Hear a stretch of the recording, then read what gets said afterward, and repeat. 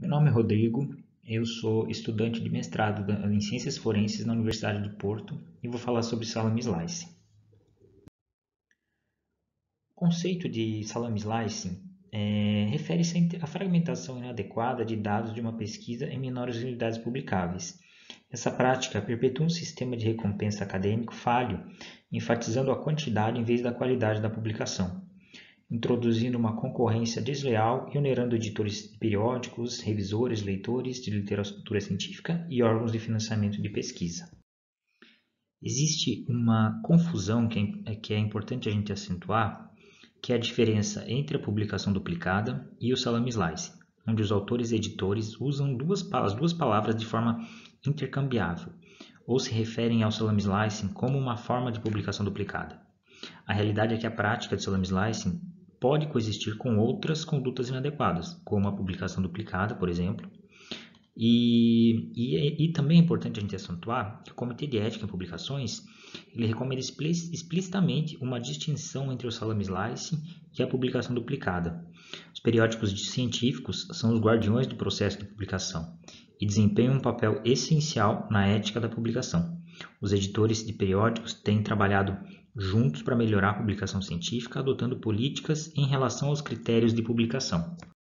Não à toa, essas discussões ocorrem há cerca de 40 anos, em que editores e autores vêm declarando sua desaprovação a tais práticas, especificamente em relação à publicação duplicada, que é uniformemente considerada antiética e inaceitável.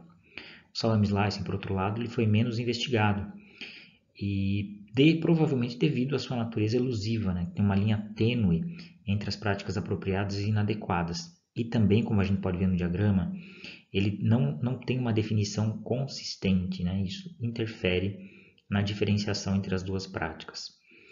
As percepções dos editores sobre salame slicing variam desde considerá-lo mesmo que uma publicação duplicada até ser um problema único e sem relação com essas publicações.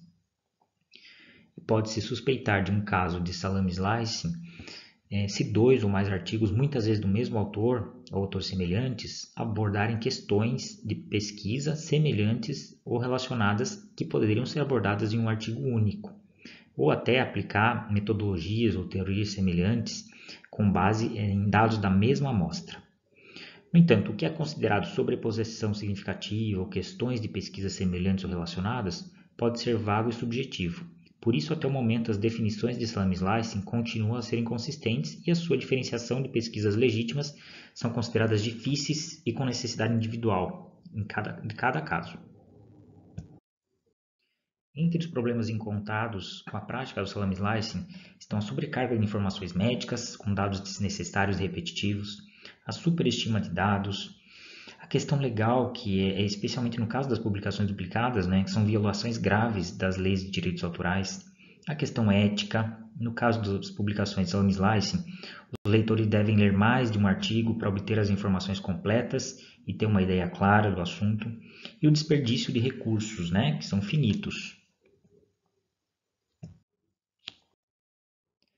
Apesar da falta de dados empíricos, o salame slicing em pesquisas epidemiológicas tem sido discutido por editores e pesquisadores, incluindo uma recente discussão em pesquisas sobre obesidade e epidemiologia nutricional.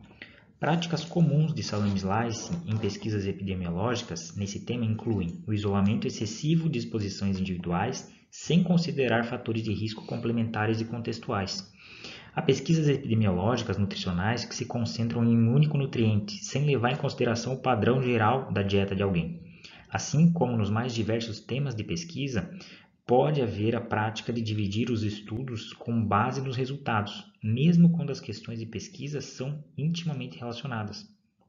Uma outra conduta que pode ser considerada é a análise post-hoc de subgrupos de um estudo. Nesse caso, examine-se a associação entre a mesma exposição e resultado dentro da mesma coorte estratificada por diferentes subgrupos. Por fim, a gente pode considerar que os autores devem decidir a melhor forma de redigir sua pesquisa para onde enviá-la e que público deseja alcançar. Considerando esses fatores, os pesquisadores podem decidir sobre dividir seus dados em vários artigos, desde que sua decisão seja válida e razoável. Ainda assim, os pesquisadores devem declarar e justificar claramente a sua decisão. Além disso, se eles não citarem os outros trabalhos baseados na mesma pesquisa, isso pode implicar numa certa duplicidade ou até mesmo um desejo de enganar os seus leitores. Os autores precisam considerar cuidadosamente sua estratégia de publicação e considerar as repercussões de longo prazo e curto prazo, tanto do ponto de vista pessoal e profissional, quanto ético e jurídico. São as referências. Muito obrigado.